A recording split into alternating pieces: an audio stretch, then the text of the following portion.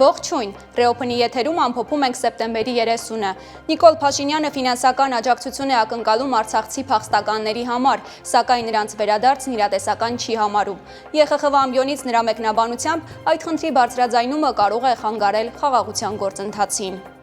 ՄԱԿ-ի Ժնևյան հարթակում կրկին քննարկվում է Արցախի ժողովրդի վերադարձի իրավունքն ապահովող շվեյցարական խաղաղ նախաձեռնությունը։ Այդ ընթացքում Ադրբեջանը հողին է հավասարեցնում Ստեփանակերտի Թումանյան փողոցը։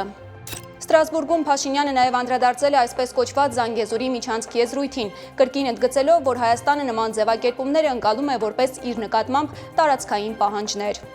Հայաստանում Ռուսաստանի դեսպան Սերգեյ Կոպիրկինը հայտարարել է, որ Մոսկվան վերջնական կարծիք կձևավորի Հայաստանի հարավում Թրամփի ճանապարհ նախագծի վերաբերյալ միայն մանրամասն ուսումնասիրությունից հետո։ Ըստ նրա Հայաստանից ռուսական ռազմաբազայի դուրսբերման հարց օրակարգում չկա։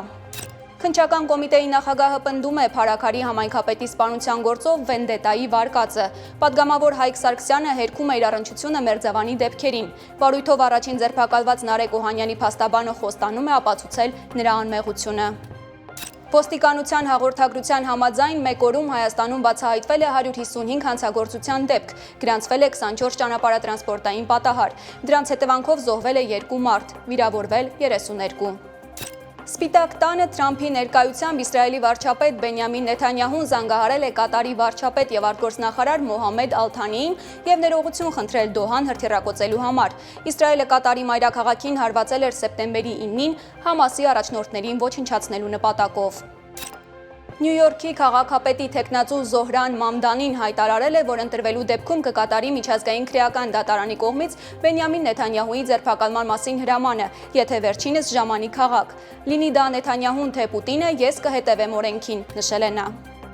Միացյալ Նահանգների փոխնախագահ Ջեյդի Վենսը հայտարարել է, որ Վաշինգտոնը քննարկում է Ուկրաինայի խնդրանքը ձեռք բերել Տոմահավք հրթիռներ, որոնք կարող են հարվածել Ռուսաստանի խորքերին, ներառյալ Մոսկվան։ Պուտինը զգուշացրել է, որ նման մատակարարումը կդարձնի Արևմուտքը պատերազմի ուղղակի մասնակից։